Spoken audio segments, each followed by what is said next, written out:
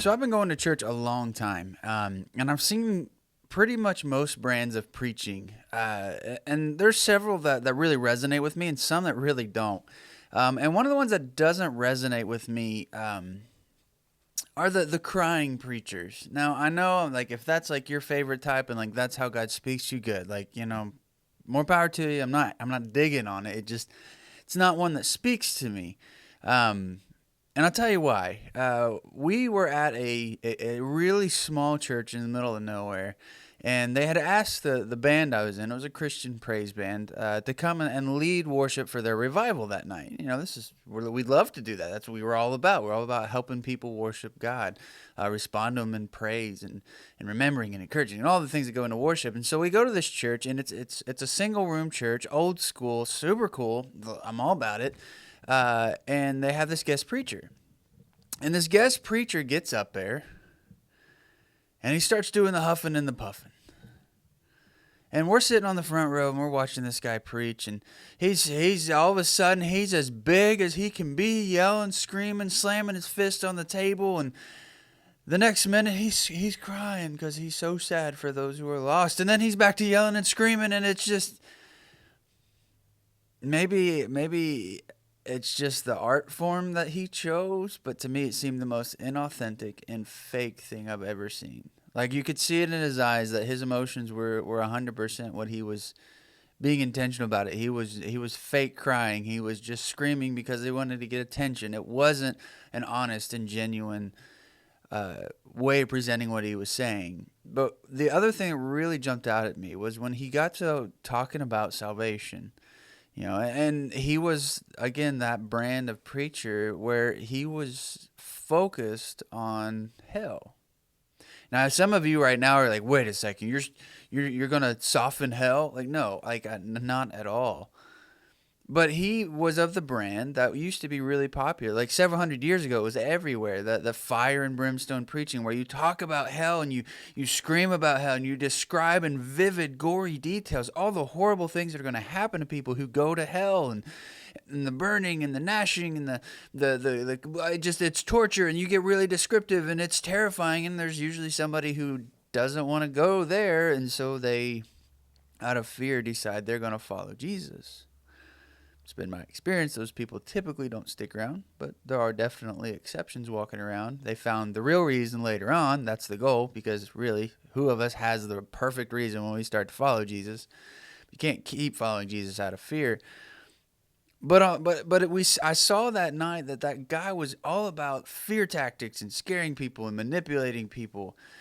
And so I think there's been this massive shying away from talking about hell because of that brand of it. Like we see the results of trying to scare people into loving Jesus and how much that fails. And so a lot of preachers recently have just kind of not talked about hell at all. And that's too far the other direction, because hell is very, very real.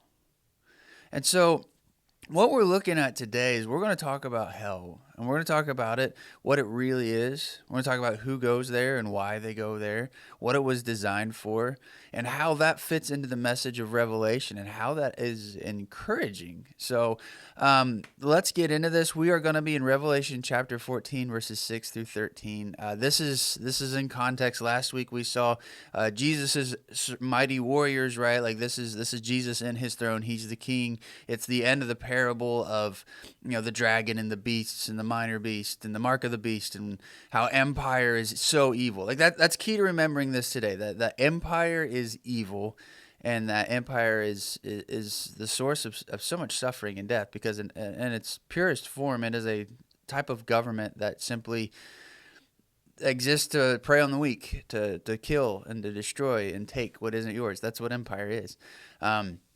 And so that's key to our understanding of this today, that John's message is very much anti-empire. That's the message Jesus is delivering. So verse 6, let's get into it. It says, "Then I saw another angel flying in mid-heaven, carrying an eternal gospel to announce to those who live on the earth, to every nation and tribe and language and people. He spoke with a loud voice, and this is what he said: 'Fear God, give him glory. The time has come for his judgment. Worship the one who made heaven and earth and the sea and the springs of water.' He was followed by another angel, and this is what he said. Babylon the Great has fallen. She has fallen. She is the one who made all the nations drink the wine of the anger that comes upon her fornication. And they were followed by a third angel, who also spoke in a loud voice. If anyone worships the monster and its image, or receives its mark on their forehead or their hand, that person will drink the wine of God's anger, poured neat into the cup of his anger, and they will be tortured in fire and sulfur before the holy angels and before the Lamb. The smoke of their torture goes up forever and ever, and those who worship the monster and its image, and those who receive the mark of its name, will have no respite, day or night. This demands the patience of God's holy people, who keep God's commands in the faith of Jesus. Then I heard a loud voice from heaven saying, Write this, God's blessing on the dead, who from this time onward die in the Lord. Yes, says the Spirit, so that they may rest from their works, for the deeds they have done follow after them. So there's a lot to unpack here. A lot of big statements go into, big concepts go into what was just briefly discussed. In order to talk about this fairly, we have to do a little bit of homework, right? The first thing is what happens after we die, right? You might be like, well, how's that related? We see in Luke 16, the parable of the rich man and Lazarus, and it's corroborated other places in the scripture, that when we die, we go to a holding tank. We don't immediately go to heaven. We don't immediately go to hell. We go to, like, for lack of a better word, it's called several things: paradise, Gehenna, Hades. It's the holding tank. It's the place where you go until Judgment Day. I've talked about it before. I'm not going to get into it very deep right now. But you're there until Judgment Day. So everybody who has ever died up to this point is in this holding tank. And it's divided in two. So it's not like everybody's there together and it's just like the next world and it's, like this one. Like, no, it's divided. Those who die in the Lord, die as Christians, as God's people, they're in a side called paradise or Abraham's bosom. This is a side of peace and patience, and probably the stereotypical images of heaven that you have in your head, probably not too far from this. It's just a place of peace and relaxing and tranquility. And then the other side is a place called Hades or Gehenna, which when Jesus chose those words, that he was just trying to choose things that people would understand in their head. Like Gehenna was a garbage dump outside Jerusalem that was constantly on fire. Hades was the Greek underworld, which was not a happy place. Look at the movie Hercules, not too far off. And so it's a place of suffering and heat and fire and pain. And so that is where everybody is at until Judgment Day, because there's one Judgment Day. That's what a lot of people who get confused about this tend to forget, is that Judgment Day is a single event. When Jesus returns, Judgment Day happens, right? So people aren't just like having individual judgment days all the way up until then. The scripture is consistent that there will be a reckoning day, a day when Jesus comes back, and that God judges everything. That's what we've been talking about a lot throughout this entire study. And so you have to be somewhere until then, and that somewhere is the holding tank. And so that gets us to where we can understand today's passage, because it starts off in verse 7 by talking about Judgment Day. So everything that we read after verse 7 is about Judgment Day. It's not about current events. It's not about some future event. It's about here's what's happening after Judgment Day. And if you have studied Judgment Day at all, you know that on that day the dead are raised and everybody is judged, the living and the dead. So the people in the holding tank, they come back and they're judged, and everybody's given that eternal body that doesn't die, that doesn't age, or it's the physical body, not a spiritual floaty thingy. That's probably more like what we're in during the holding day, where you just your soul in the holding tank.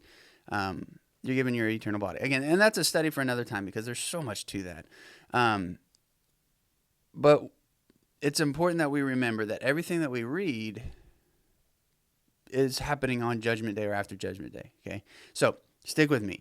And the other thing to keep in mind is John's point is to encourage, right?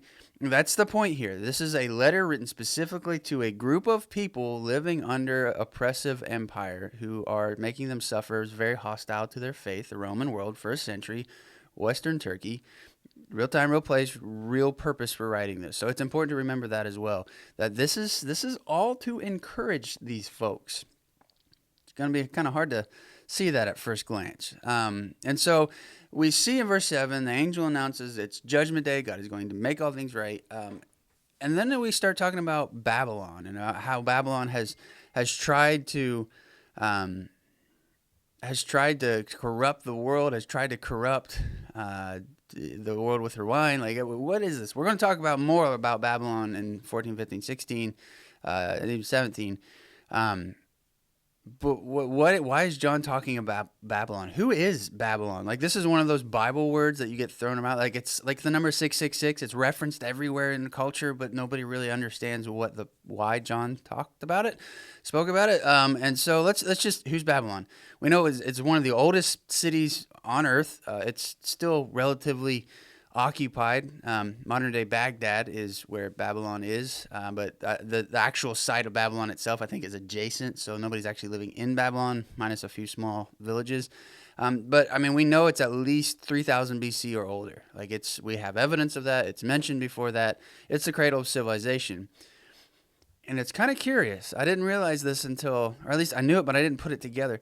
Babylon's kind of the birthplace of empire. It wasn't the first empire that we have discovered, but essentially, from within the earliest records we know of it, it has been involved in empire its entire existence, from Hammurabi, like that Hammurabi, through the Ottoman Empire, through the Assyrians and Persians and Achaemenids and the Greeks and the Romans, and not really ever the Romans, but I mean, it has constantly been a part of empire, all the way up until it became freed from British rule in the 20th century.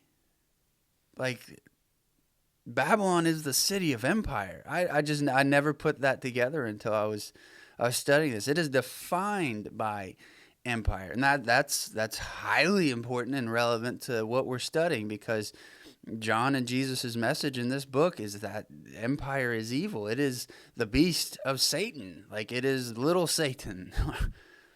That's a big deal. And so we see that this empire, like, there's been empire after empire after empire, live and work through, use, or conquer Babylon. And so what role does it have biblically? We see it appear several times in the Bible, especially the Old Testament. Because we see that during the exile period, that a king, a Babylonian, he's from Babylon, named Nebuchadnezzar, he was the king that destroyed Jerusalem. He's the one that led them in exile in 597 BC. We know it, like, verified. And we also know that the Achaemenid Persians conquered Babylon, and then King Cyrus and Darius the Great, they're the ones that sent Israel back. So they play a pretty big role in the Old Testament. But as far as John's day, Babylon is not in power in Jerusalem. They really haven't been a player in Jewish politics since Alexander the Great. So why is John referencing Babylon? Why is he talking about Babylon when they're not? Rome's the bad guy in their day. Rome's the oppressive empire. Well, in order to understand this, you've got to understand a little bit about what happened during the exile. And you really need to understand the way God worked with the people of Israel. And remember this as we talk about it. Christians, not Israel. Christians, Israel, people of God, same, equal there. You know, the 12 times 12 that we see in Revelation. But the covenants with Israel are not covenants made with us. We are under the new covenant, under Christ. We are not under these covenants that we're going to talk about. And so God made a covenant with the people of Israel through Moses, which is typically called the Mosaic Covenant. And it basically worked like this. And it's reiterated throughout all of the covenants between God and Israel. Do good, get good. Do bad, get bad. I will be your God. You will be my people. You will keep my laws. You will keep my commands. And I will bless you. If you fail to do so, I will remind you to do that through the use of foreign powers. That's essentially what the covenant is. And so we saw in the cycle of the judges, the people would get comfy. They would drift towards other gods, stop keeping his commandments. God would bring in a foreign power. The foreign power would conquer. The people would return to their faith. And it just was this really ugly cycle. And that ended in the kings doing it. And the kings were even worse. Until in 597, God said, okay, you done too bad. And Babylon came and they conquered. It had happened 100 years or so earlier to the northern kingdoms, but that's a history lesson for another day. The point here is that the people of Israel were taken into exile. They broke their covenant, and God held them to that. And so the ancient point of view outside of Israel and even within Israel, when that happened, was the Babylonian gods conquered the God of Israel. And the prophets responded in big ways to say that's not what happened. Like, I mean, even in John's day, the Romans, they viewed themselves as blessed by the gods and that they were conquering so many places because their gods were bigger, or the gods of these places that they conquered were jumping ship and joining the Roman gods. They joined the Roman side. This is called henotheism. It's a big concept. Don't need to worry about that word. But it's the idea that local gods are at fight when the local people are fighting. And so when Babylon conquered Israel, the view would have been, well, Babylon's gods are stronger than the God of Israel. And the prophets respond and say, no, that's not what happened. What happened was Israel didn't keep their covenant. And God was true to his word. But God is the God of creation and the God of restoration, and he will restore the people of Israel. And this is where the faith of Israel turned to a keeping the rules faith that we see have so many issues in Jesus' day in the Gospels, because they started emphasizing keeping the law in a way they hadn't before, because they hadn't really before, and it caused them exile. And so really what John is doing here is he's kind of playing on two prophets' response to the Babylonian exile, because in a sense, those two prophets were writing to a group of people who are about to give up hope, who are struggling, living under an oppressive empire that was hostile to their faith. Exactly what John is writing to. And so Isaiah chapters 40 through 55, he explains about how God is good and God is going to be faithful and God is going to restore them and blah, blah, blah. And we see that in chapter 52, verse 7, that Isaiah speaks of good news. So John draws parallel with that when he says in verse 8 that an angel shows up carrying an eternal gospel. You might be like, oh, those aren't the same words. Gospel is good news. That's what that word means. It's euangelion. If you break that down in Greek, it means eu, good, angelion, angelos, message. It's where we get the word angel. Euangelion, it's good news. And typically when we see good news, we think of like the good news of salvation, right? Like of Jesus, what he did for us. And, not downplaying that at all. But that it's a cosmic good news. Like the good news of our salvation is a cosmic good news. It has a cosmic level. It has a political level. It has a level that goes way beyond just your personal salvation. The good news of what Jesus did is for the whole universe. And so Isaiah basically breaks it down into three messages for the people of Israel living under Babylon. God still reigns. He's the creator. He reigns. He is in control. He is coming back, number 2. And God is doing a powerful and public rescue. Now, if you know the history of the exile, again, Cyrus sent the people back. King Cyrus did. But God never came back. And there's not a big, powerful public rescue work. Like the prophecy wasn't fulfilled. The reason is because Isaiah was talking about Jesus. God did return. This is the way the early Christians viewed this section of Isaiah, that Jesus is the salvation. He is when the exile truly ended, not when they went back and started rebuilding under Nehemiah. The other prophet that Isaiah talks about is Jeremiah, and Jeremiah is the saddest prophet. And I don't mean that derogatorily. It's just the guy lived through awful times to be alive. Like if you were a time traveler and you're like, hey, I want to go back in time, like you would avoid Jeremiah's lifespan. He witnessed so many atrocities. He was there during the Babylonian sacking of Jerusalem. They actually did it twice. He witnessed the murders. He witnessed the starvations. He witnessed the siege. He witnessed the diseases. He witnessed all of it. And it was awful. And then he was forced to go into exile and hiding in Egypt, where he was, which is again another empire at that time. And he witnessed the brutality of it. Like he witnessed so many atrocities. And so basically, if you read the book of Jeremiah, it's just him like pronouncing judgment and calling down God's wrath on the evil humans commit against each other. And he specifically names all these different empires and cities. And the last, he gets chapters 50 and 51, and that is when he condemns Babylon. And it's a very similar language to what John uses in Revelation towards Babylon, towards in his day Rome. And so we see, based on those two things, that we can get a better grip of what John is talking about in Revelation 14. So we have three messages that John is getting. The first one in verse 7, God is here. He is sorting things out. It is judgment day. God is going to judge. He's sorting things out. That all this evil that you are witness to, all this stuff you're suffering through, God is, it's the day. It's the time when God balances the scales. He makes things right.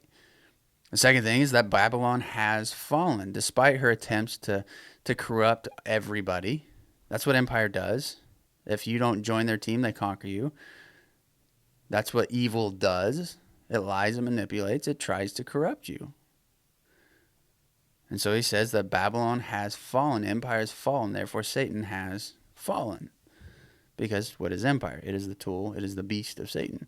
And the third message is that God's judgment is going to be just and complete. And this is where we get to that section about hell. This is good news for those who are suffering. But we see in 9:11, again, it says that, the angel spoke in a loud voice that anyone who worships the monster and its image or receives its mark on their forehead or their hand, that person will drink the wine of God's wrath, poured neat into a cup of his anger, and will be tortured in fire and sulfur before the holy angels and before the Lamb. The smoke of their torture goes up forever and ever. Those who worship the monster and its image and those who receive the mark of its name will have no respite day or night.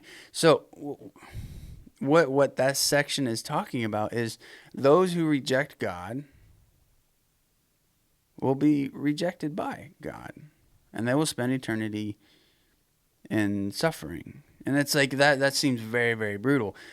Well, first off, what was hell created for? It was created for beings who rejected God. We see over and over, like when Jesus encounters a demon, they're begging him, don't send us to the abyss, don't send us to the pit, because that's what hell is. They know, like, they're afraid of hell because it was created for them. And then when humanity broke, it was a place for those who reject God, who reject love, reject perfection, there's no greater crime. And I'm not saying that from a human perspective, I think all the people who go to hell are just the worst. But there's no greater crime than to reject God. And so we see that that's what hell is. It is a place of suffering. It is a place of torment. It is a place that nobody should ever want to go, and it's not a place you should ever wish on your enemies. In the pop culture, hell, it seems like we've twisted it into a place where Satan is in control and his job is to torture those who are there. No, he's in prison there too. It's his prison. That's where he's going to be. That's where demons are going to be. That's their torment as well. It's not the kingdom of Satan. Satan's kingdom is the world right now. But when on Judgment Day, that comes to an end. That's kind of the point of Revelation, that all power Satan has is done away with.